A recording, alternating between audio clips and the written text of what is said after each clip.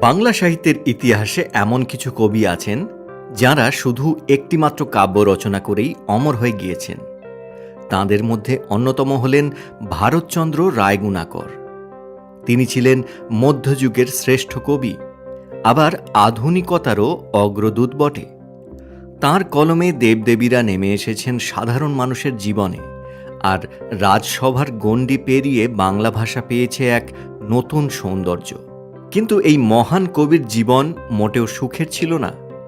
জমিদার পরিবারের সন্তান হয়েও তাঁকে কাটাতে হয়েছে দারিদ্র্য, কারাবাস, নির্বাসন এবং অনিশ্চয়তার দিন। কিভাবে সেই সংগ্রামী যুবক হয়ে উঠলেন বাংলা সাহিত্যের অন্যতম উজ্জ্বল নক্ষত্র? কেন তার অন্নদামঙ্গল বাংলা সাহিত্যের মোড় ঘুরিয়ে দিয়েছিল? চলুন আজ জানি কবি ভারতচন্দ্র রায়গুণাকরের জীবনী ও সাহিত্যকর্মের অনন্য কাহিনী। ভারতচন্দ্র রায়গুণাকরের জন্ম অষ্টাদশ শতকের প্রথম দশকে। সাধারণভাবে গবেষকদের মতে 1712 সালের কাছাকাছি।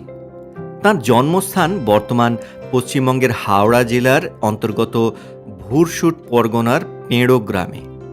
যদিও জন্মসাল নিয়ে গবেষকদের মধ্যে কিছু মতভেদ এখনও রয়ে গিয়েছে। তার পিতার নাম ছিল নরেন্দ্র নারায়ণ রায়। পরিবারটি ছিল জমিদার বংশের।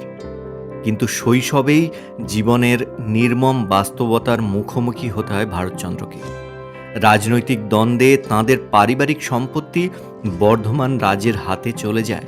ফলে আর্থিক সংকটে পড়ে পরিবার এবং ভারতচন্দ্রকে দীর্ঘদিন মাতুলালয়ে মানুষ হতে হয়।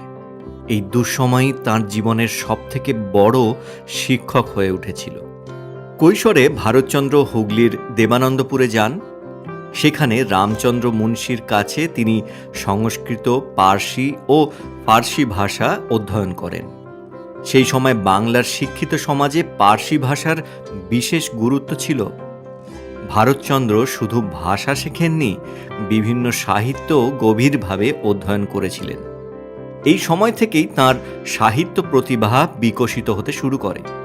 মাত্র 14 বছর বয়সে তিনি সত্যনারায়ণের পাঁচালী রচনা করেন। যদিও এই রচনায় পরবর্তী সময়ের সেই অসাধারণ শিল্পীসত্তার পূর্ণপ্রকাশ দেখা যায় না, তবুও এটি তাঁর প্রতিভার প্রথম পরিচয় বটে। জীবনের পথে ভারতচন্দ্রকে অনেক প্রতিকূলতার সম্মুখীন হতে হয়। একসময় বর্ধমান রাজের সঙ্গে বিরোধের কারণে তিনি কারারুদ্ধ হন। পরে সেখান থেকে পালিয়ে পুরীতে গিয়ে আশ্রয় নেন। এরপর ভাগ্যের চাকা ঘুরতে শুরু করে। তাঁর অসামান্য কবি প্রতিভার খবর পৌঁছে যায় নদিয়ার মহারাজ কৃষ্ণচন্দ্র রায়ের কাছে। মহারাজ তাঁকে নিজের রাজসভায় আমন্ত্রণ জানান। সেখানে ভারতচন্দ্র তাঁর কাব্য প্রতিভা দিয়ে সবাইকে মুগ্ধ করেন। মহারাজা কৃষ্ণচন্দ্রই তাঁকে রায়গুণাকর উপাধিতে ভূষিত করেন। গুণাকর শব্দের অর্থ গুণের ভাণ্ডার। এই উপাধি পরবর্তীকালে তাঁর নামের অবিচ্ছেদ্য অংশ হয়ে যায়। মহারাজ কৃষ্ণচন্দ্রের অনুপ্রেরণায় ভারতচন্দ্র রচনা করেন তাঁর শ্রেষ্ঠ সৃষ্টি অন্নদামঙ্গল। এটি কেবলমাত্র একটি মঙ্গল কাব্য নয়। এই কাব্যের মধ্যে রয়েছে দেবী অন্নপূর্ণার মাহাত্ম্য, রাজা কৃষ্ণচন্দ্রের কাহিনী এবং সর্বাধিক জনপ্রিয় অংশ যেটি হল বিদ্যাসুন্দর। বিদ্যাসুন্দর কাহিনীতে প্রেম, আবেগ, রস, কৌতুক এবং মানব জীবনের বাস্তব অনুভূতি এমন দক্ষতায় প্রকাশিত হয়েছে যে এটি বাংলা সাহিত্যের অন্যতম শ্রেষ্ঠ প্রেম কাব্য হিসাবে স্বীকৃতি পেয়েছে। ভারতচন্দ্র দেবদেবীর অলৌকিক জগৎকে মানুষের খুব কাছাকাছি এনে দিয়েছিলেন। তাঁর চরিত্রগুলো যেন আমাদেরই পরিচিত মানুষ। এই মানবিক দৃষ্টিভঙ্গি তাঁকে সমসাময়িক কবিদের থেকে আলাদা করে তুলেছে। ভারতচন্দ্রকে বলা হয় মধ্যযুগ ও আধুনিক যুগের মধ্যে এক সেতু বন্ধনকারী কবি। তিনি মঙ্গল কাব্যের প্রাচীন কাঠামো বজায় রাখলেও তাঁর মধ্যে এনে দিয়েছিলেন নতুন ভাবনা, বাস্তব জীবন এবং মানবিক অনুভূতির স্পর্শ। তাঁর ভাষা ছিল সুমধুর, প্রাণবন্ত এবং ছন্দময়। বাংলা, সংস্কৃত ও পার্সি শব্দের এমন সুন্দর সমন্বয় তিনি করেছিলেন যা বাংলা কাব্য ভাষাকে এক নতুন উচ্চতায় পৌঁছে দেয়। বিশেষ করে তাঁর ছন্দের ব্যবহার ছিল অসাধারণ। পয়ার ও ত্রিপদী ছন্দকে তিনি নতুন প্রাণ দিয়েছিলেন। তাঁর কাব্যে যেমন হাস্যরস আছে, তেমনি আছে ব্যঙ্গ, প্রেম, বেদনা এবং গভীর জীবনবোধ। এই কারণেই সাহিত্য সমালোচকেরা তাঁকে বাংলার কাব্যের অন্যতম শ্রেষ্ঠ শিল্পী হিসাবে মূল্যায়ন করেছেন। ভারতচন্দ্রের রচনায় কিছু স্থানে আদিরসের প্রাধান্য থাকায় পরবর্তী সময়ে অনেক সমালোচনা হয়েছে। তবে মনে রাখতে হবে, তিনি ছিলেন রাজসভাকেন্দ্রিক একজন কবি। তৎকালীন সমাজের রুচি ও রাজদরবারের চাহিদার প্রভাব তাঁর রচনায় স্বাভাবিকভাবেই প্রতিফলিত হয়েছে।